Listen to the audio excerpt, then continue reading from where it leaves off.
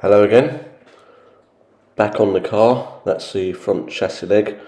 It's just I couldn't get to the underside when it was the car was on the floor, so now it's on its side. Makes it a lot easier getting to welding wise. This is the wire wheel on the angle grinder.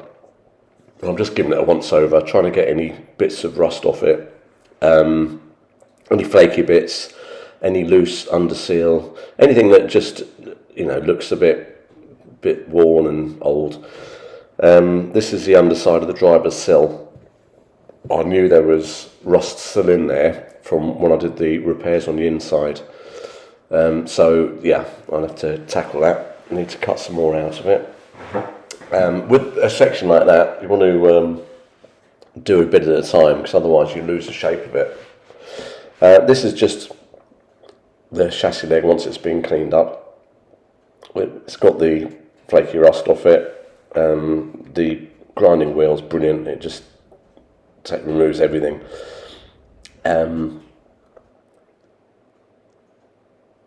Yes, this is where I was cutting the sill out. Ideally you'd buy a replacement sill and cut that in, but this has taken me a few hours. If it was going to be a full-on concourse car, then yeah, I can understand. But this has got a big fiberglass sill going over the top of it. I want to get all the rust out, so I know it's all clean and good and strong. And then if it's not seen, I'm not overly fussed about the underside of the car. I've done a lot of butt welds rather than, they're not butt welds, they're lap welds, rather than doing scribing the welds in, doing butt welds. It's not as pretty, but it's just as strong, and it's possibly stronger in some ways. This was making up the bottom piece of the sill section. It had 3 bends in it, so I just used the vise and sort of with the hammer just knocked it over, and it took me 20 minutes to make the piece for the sill. I did it in 2 parts. One part would have been a bit too... If I had a bench and a big vise, it might make things a bit easier. Yeah, that's the bit at the bottom with the clamp that I made. I sort of folded the end over because the original bit had a thicker edge on it rather than just a sharp edge.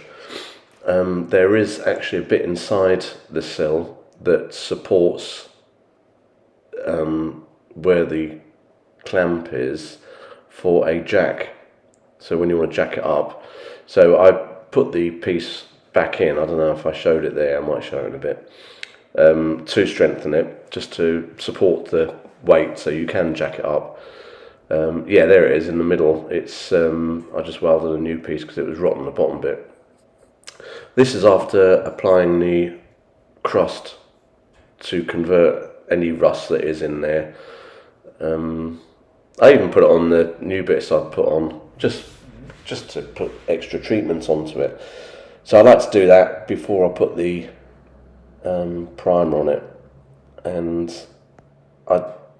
this is putting the primer on. This whole underside is getting undersealed, and I probably don't need to put primer on it, but it's rust inhibiting primer, so it's going to help keep the rust at bay, and it just looks so much better once you've done the work and you look back and it's all red and sealed. It just looks nice.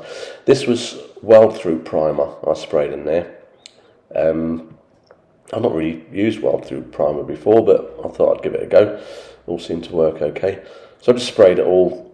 That's a better view of the reinforcement that goes onto the sill. I also sprayed the back side of the bits that I was sticking in to that repair. I did it in 4 pieces in the end. Like I say, I just butt jointed them, so I put I welded the bottom piece on first. That's the backs of the bits I cut out and made to do the sill repair. It has got a slight curve in it, the sill, only a little bit. Yes, this was welding the bottom pieces in. I did it in 2 pieces because I've only got a short vise, and trying to bend it in a long piece is a bit tricky. The flat bits I overlapped on the bottom, and I stuck it behind the top of the sill, welded it all in, cleaned it up, put a bit of primer on it, and it's under seal over the joints just to seal it all up to stop any water getting in there. Yeah, and just, it's not, it's far from being perfect, but it's not rusty, it's solid and it's strong, and it's ready to take the fiberglass sill cover on it. So yeah, that's almost the bottom done, so pleased with that. Thank you very much for watching. I'm going to carry on, persevere. I think I've got a couple of days left on the bottom, and then I can get stuck into the roll cage.